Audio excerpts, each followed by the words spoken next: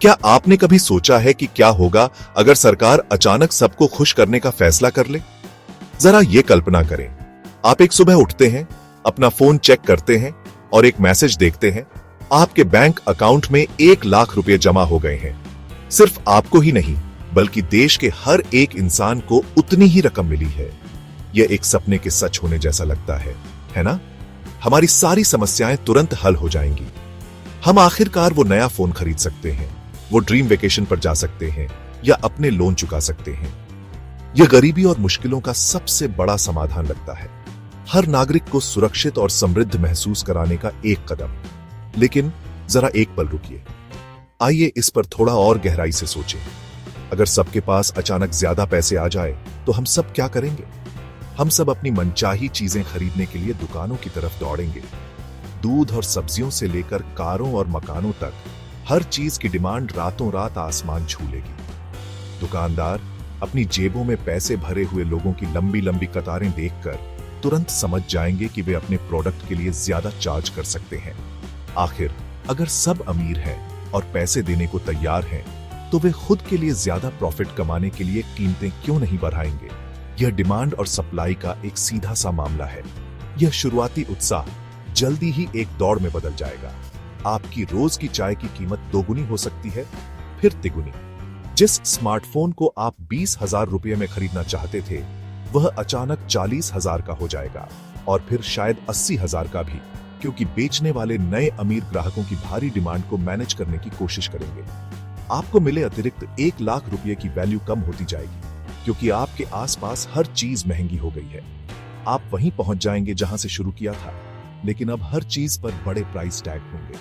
आपकी purchasing power, जो दौलत का असली माप है, असल में बिल्कुल भी नहीं बढ़ी होगी। यह छोटा सा थॉट एक्सपेरिमेंट इकोनॉमिक्स के बारे में एक बुनियादी सच्चाई बताता है। सिर्फ हमारे हाथों में ज्यादा कागज के नोट होने से हम अपने आप अमीर नहीं बन जाते। सच्ची दौलत आपके बैंक अकाउंट में जीरो की संख्या नहीं है। यह इस बारे में है कि वह पैसा असल में क्या खरीद सकता है।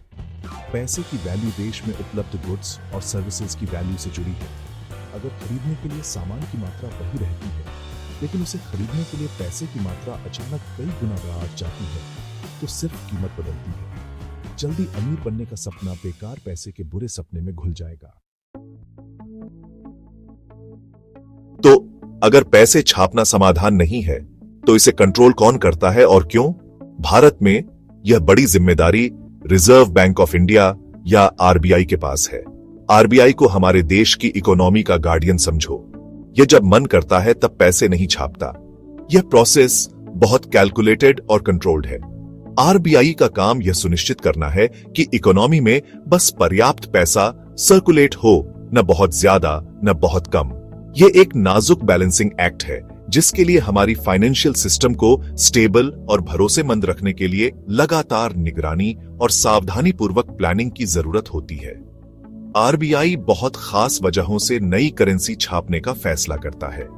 एक बड़ा कारण पुराने घिसे पिटे नोटों को बदलना है, जो एक हाथ से दूसरे हाथ में जाने से खराब हो जाते हैं। आपने फटे या टेप लगे नोट देखे होंगे। आरबीआई इन्हें सिस्टमैटिक तरीके से सर्कुलेशन से हटाता है और उनकी जगह नए क्रिस्प नोट लाता है। एक और कारण बढ़ती इकोनॉमी की जरूरतों को पूरा करना है।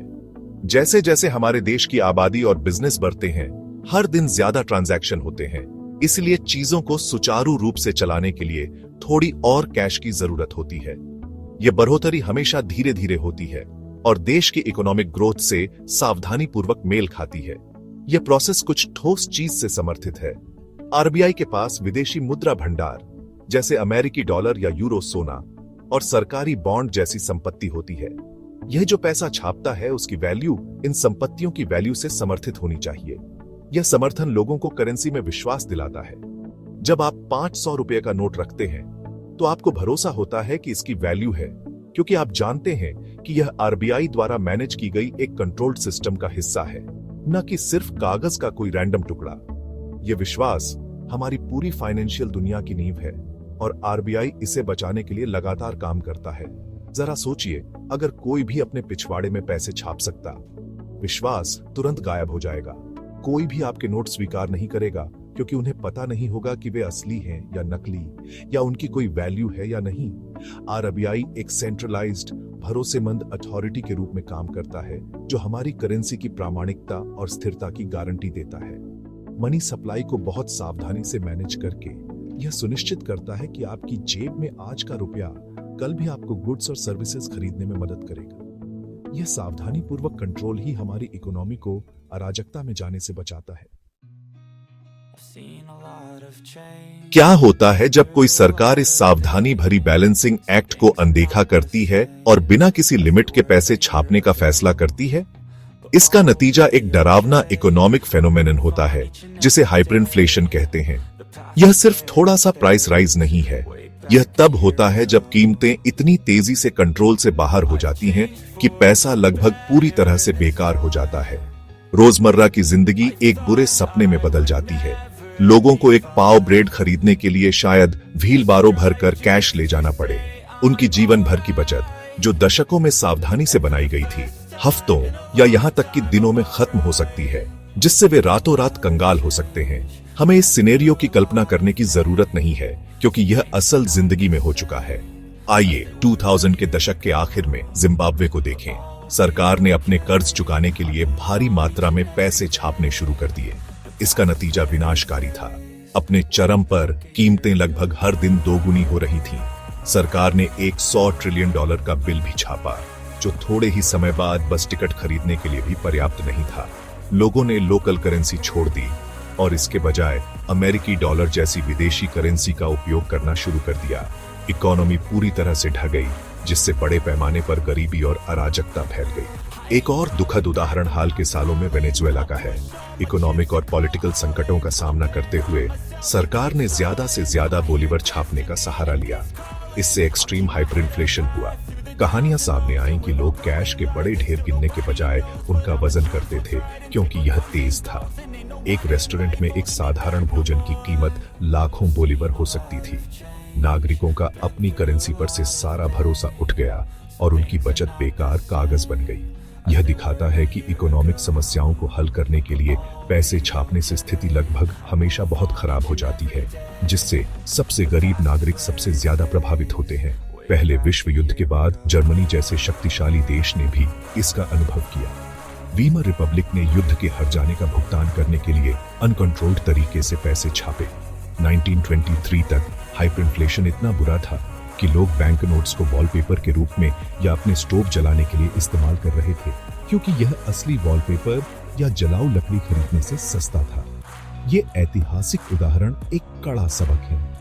वे हमें सिखाते हैं कि पैसे की वैल्यू उसकी क्वांटिटी में नहीं, बल्कि उसे सपोर्ट करने वाली इकोनॉमी के भरोसे और स्थिरता में है। जब लापरवाह पैसे छापने से वह भरोसा टूट जाता है, तो इसके नतीजे सबके लिए विनाशकारी होते हैं।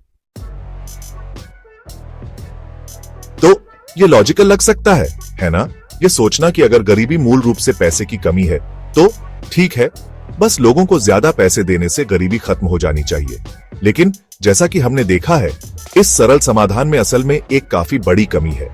देखिए, पैसे छापने से जादू से ज्यादा गुड्स या सर्विसेज नहीं बनते, इससे ज्यादा घर नहीं बनते, ज्यादा खाना नहीं उगता, या आपको पता है, ज्यादा कारें नहीं बनती। यह सिर्फ कागजी करेंसी की मात्रा को बढ़ाता है, जो पहले से मौजूद सामान की उसी मात्रा के पीछे भाग रही है। और ईमानदारी से कहूं तो इससे सीधे तौर पर इन्फ्लेशन होता है, जो उस पैसे की वैल्यू को ही कम कर देता है। दुख की बात यह है कि गरीब, जिनकी मदद करने की बात थी, अक्सर सबसे ज्यादा तब पीड़ित होते हैं जब कीमतें बढ़ने लगती हैं। गरीबी के असली और टिकाऊ समाधान, ठीक है, कहीं ज्यादा कॉम्प्लेक्स हैं और इनके लिए कड़ी मेहनत की जरूरत होती है, सिर्फ एक प्रिंटिंग प्रेस की नहीं। समृद्धि का असली रास्ता, यह सब देश की प्रोडक्टिविटी बढ़ाने के बारे में है। इसका मतलब है ऐसा माहौल बनाना जहां बिजनेस असल में फल फूल सके और ज्यादा नौकरियां पैदा कर सकें। जब लोगों के पास स्थिर नौकरियां होती हैं, तो वे एक स्थिर इनकम कमाते हैं, जिसका उपयोग वे अपना जीवन बेहतर बनाने के लिए कर सकते हैं। यह इनकम कमाई जाती है, न कि सिर्फ बांटी जाती है। इसलिए यह इकोनॉमी में असली वैल्यू के क्रिएशन से जुड़ी है। और ईमानदारी से कहूं तो लोगों को गरीबी से बाहर निकालने का यह कहीं ज्यादा स्थिर और गरिमापूर्ण तरीका है। साथ ही सरकारें इंफ्रास्ट्रक्चर, एजुकेशन और हेल्थ केयर जैसी चीजों में इन्वेस्ट करके गरीबी से लड़ सकती हैं। उदाहरण के लिए बेहतर सड़कें बनाने से किसानों को अपना प्रोडक्ट बाजार तक पहुंचाना कहीं ज्यादा आसान हो जाता है। क्वालिटी एजुकेशन प्रदान करने से बच्चों को भविष्य में बेहतर नौकरियां पाने के लिए जरूरी स्किल्स मिलती हैं। और बेशक अच्छी हेल्थ केयर तक पहुंच का मतलब है कि लोग स्वस्थ और प्रोडक्टिव रह सकते हैं।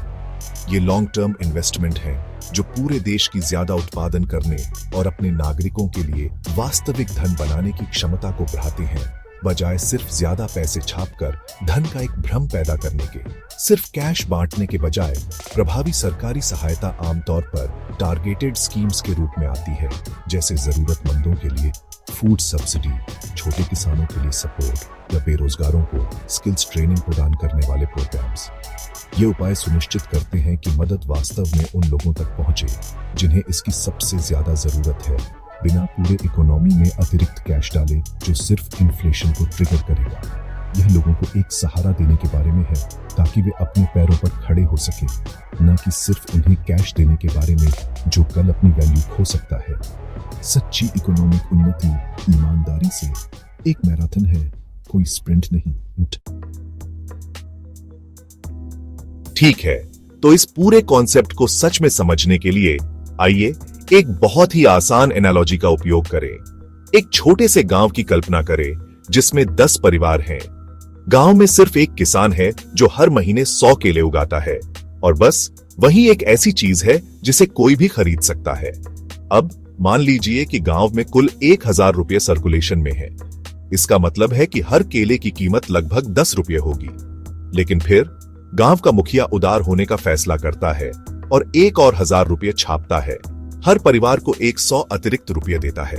अचानक गांव में अब 2000 रुपये सर्कुलेशन में है। हर कोई एक पल के लिए अमीर और खुश महसूस करता है। लेकिन यहां ट्विस्ट है, किसान अभी भी वही 100 केले ही उगा रहा है। उसने जादू से ज्यादा नहीं उगाए हैं। तो जब 10 परिवार अब अतिरिक्त कैश के साथ केले खरीदने के लिए दौड़ते हैं, तो किसान देखता है कि हर कोई खरीदने को बेताब है और उसके पास खर्च करने के लिए ज्यादा पैसे हैं। वह क्या करेगा? खैर, स्वाभाविक रूप से वह कीमत बढ़ा देगा। वही 100 केलों के पीछे भागते 2000 रुपये के साथ एक केले की कीमत जल्दी ही 20 रुपये तक पहुंच जाएगी। क्या गांव में कोई सच में अमीर हुआ? नहीं, उनके पास ज्यादा पैसे हैं, लेकिन केले खरीदने की उनकी क्षमता बिल्कुल वही है। यह साधारण कहानी पैसे, सामान और वैल्यू के बीच के रिश्ते को सच में दिखाती है। पैसा सिर्फ एक उपकरण है जिसका हम एक्सचेंज के लिए उपयोग करते हैं। इसका असली मूल्य खरीदने के लिए उपलब्ध सामान और सर्विसेज से आता है। अगर आप पैसे को दोगुना करते हैं लेकिन सामान को वही रखते हैं, तो आप सिर्फ कीमतें दोगुनी करते हैं। ग्रामीणों को ज्यादा पैसे की जरूरत नहीं थी, उन्हें असल में ज्यादा केले की जरूरत थी। गांव के लिए सच में अमीर बनने का एकमात्र तरीका यह है कि किसान 100 के बजाय 200 केले उगाए, या अगर कोई और मूल्यवान चीज जैसे नारियल उगाना शुरू कर दे। तो अगली बार जब आप किसी को यह कहते हुए सुने, सरकार हमारी समस्याओं को हल करने के लिए ज्यादा पैसे क्यों नहीं छापती, बस केले वाले गांव की कहानी याद रखें। असली धन प्रिंटिंग प्रेस से नहीं बनता, यह कड़ी मेहनत, इनोवेशन और उत्पादन से बनता है। ज्यादा केले उगाकर, बेहतर प्रोडक्ट बनाकर और मूल्यवान सर्विसेज प्रदान करके। हमारी करेंसी में स्थिरता और विश्वास, जिसे आरबीआई जैसी संस्थाएं सावधानी पूर्वक मैनेज करती हैं, असल में हमारी जेब में सिर्फ ज्यादा नोट होने से कहीं ज्यादा कीमती है। यही वही सबके लिए एक मजबूत और समृद्ध इकोनॉमी की असली नींव है।